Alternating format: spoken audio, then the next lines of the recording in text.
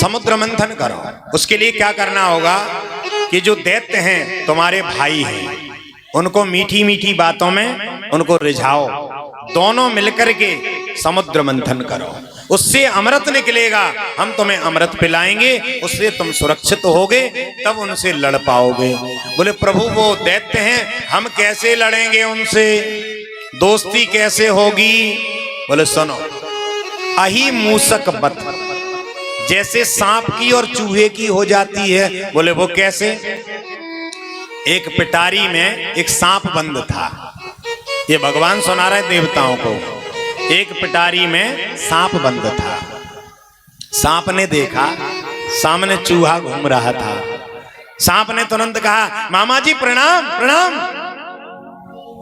चूहा चौंका, ये प्रणाम कौन कर रहा है? देखा तो हाँ, अरे हम पिटारी के अंदर सांप आपके भांजे। चूहा बोला हम भांजे कहां से हो गए तुम्हारे भाई? बोले देखो पूरे संसार के विश्व के जितने भी नांग हैं, हमारी मीटिंग हुई है कि देखो सांप हम लोग रहते कहाँ हैं? आपके बिल में, हमें तो बिल बनाना आती नहीं, तो जो हमें घर बना करके दे वो हमारा मामा कहलाता है, जो हमारा पालन पोषण करे वो माँ, भाई दूध पिलाती है, बड़ा करती है, पालित पोषण वही तो माँ है, और जो हमें घर बना के दे तो मामा ही तो है। इसलिए हम आप लोगों को कभी नहीं मारेंगे, हम मीटिंग हो गई है। चूहा बोला अच्छा पक्की बात है? बोले हाँ। लगता तो नहीं है भाई, आपको भरोसा करना हो तो करिए, आपकी मर्जी। उसने मीठी मीठी बातें जैसे ही कही तो बातों में आ गया। तो बोले सुनो आओ मामा जी, आपके भांजे कष्ट में हैं, मामा जी बाहर घूम रहे, अपने दांत से पिटारी काटो, है काटो, भांजे जी मुक्त होके चलेंगे हम लोग साथ में। अच्छा हाँ। चूहा आ गया बातों में, आकर के पिटारी काटी, तुरंत सांप आया, मामा जी धन्यवाद, और तुरंत से गपा के चूहा को खा लिया। देखो भोजन का भोजन और सुरक्षा की सुरक्षा, और निकल गया। ऐसी तुम भी करो, ठीक है? आपका जो आज्ञा और जैसा हम कहेंगे वैसा करना। बोले ठीक है। अब देवता लोग गए अमरावती में, बलि के जो दैत्य मारने दौड़े, बलि ने कहा नहीं, जो हमारे दरवाजे पर आए उसके साथ में गलत व्यवहार मत करिए, उनको बिठाइए, सम्मान करिए। बिठाया, बताइए। इंद्र कहने लगा देखो भाई बलि, हम और आप भाई भाई हैं, केवल माताएं अलग हैं, पिताजी एक हैं, हम लोग पंडित हैं, आपस में काहे को लड़ रहे हो? हम लोग एक काम करें, मित्रवत रह ले, कभी तुम राज्य कर लो कभी हम कर ले ना, ऐसा नहीं होगा। और बताओ क्या प्रायोजन है? बोले हमने ये सोचा है कि हम लोग समुद्र मंथन कर ले, उससे क्या होगा? बोले उसमें अमृत निकलेगा तो हम दोनों भाई पी लेंगे।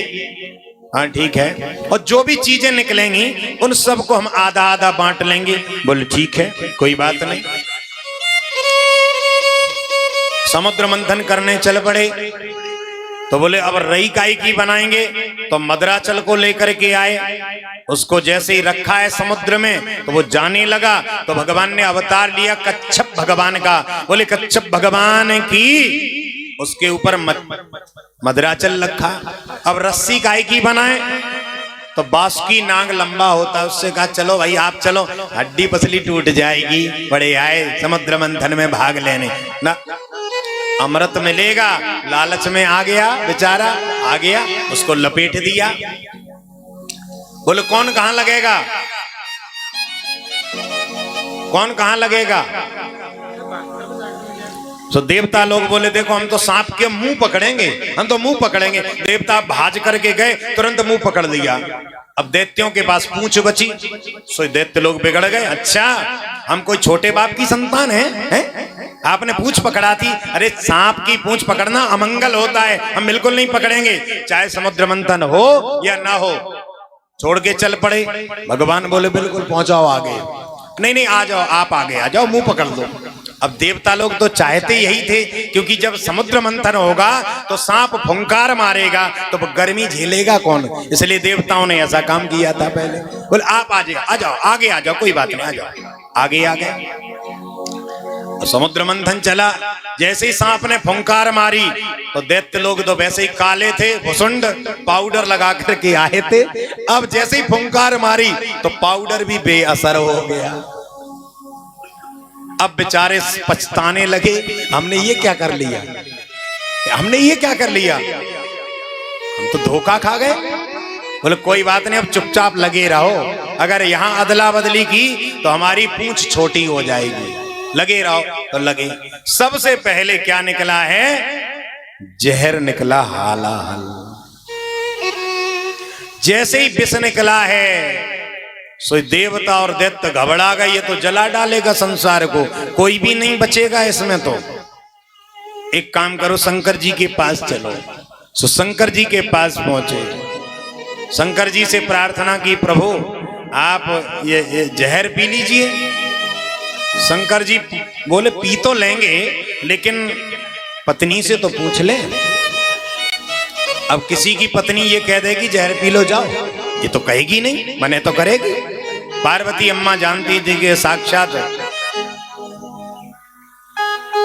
त्रिलोक के स्वामी, इनका कुछ नहीं बिगड़ेगा। उन्होंने कहा नाथ पी लीजिए। तो अवक्षयम भगवान शंकर ने उस जहर को पिया है।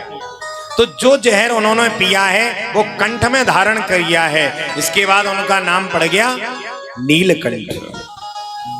और जो जहर बीच में फैल गया था उसमें बिच्छू इत्यादि जो भी विषधर जीव हैं वो उत्पत्ति हुई है।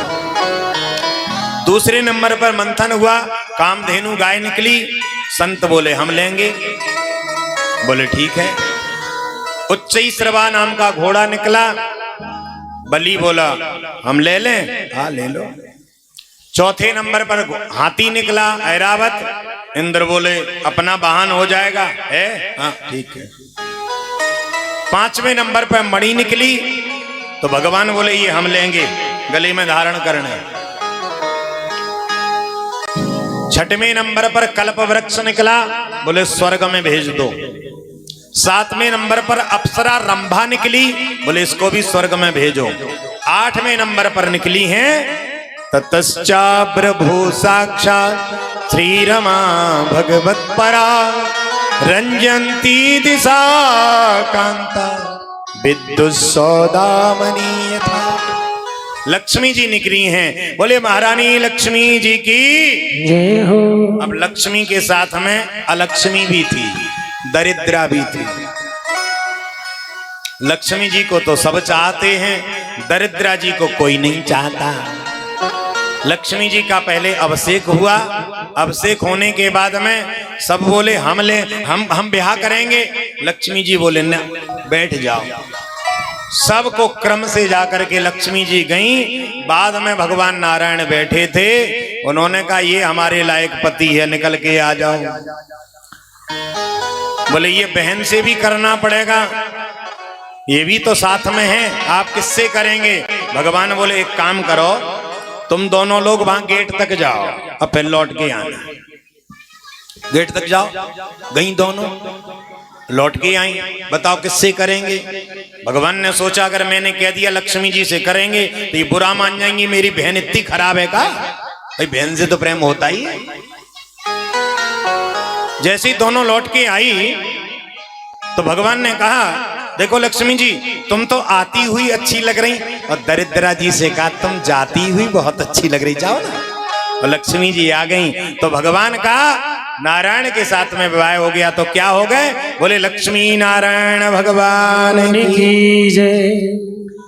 अब 9वें नंबर पर वारुणी देवी निकली, दैत्यों ने ले ली।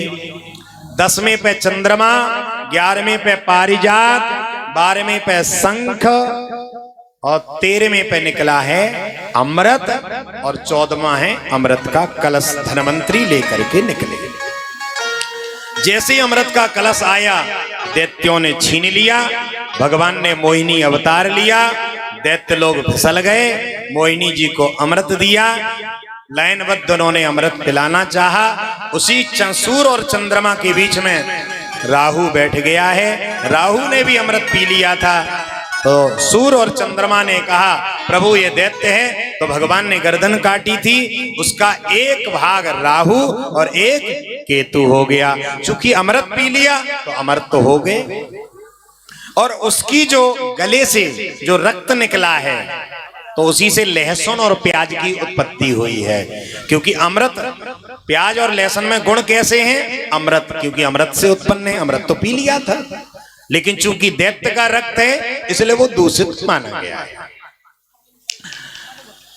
तो सूर्य और चंद्र के संकेत कहने पर सूर्य और चंद्रमा से कहा राहु और दैत्य दोनों ने कि हम समय समय पर तुम्हें गिरसेंगे।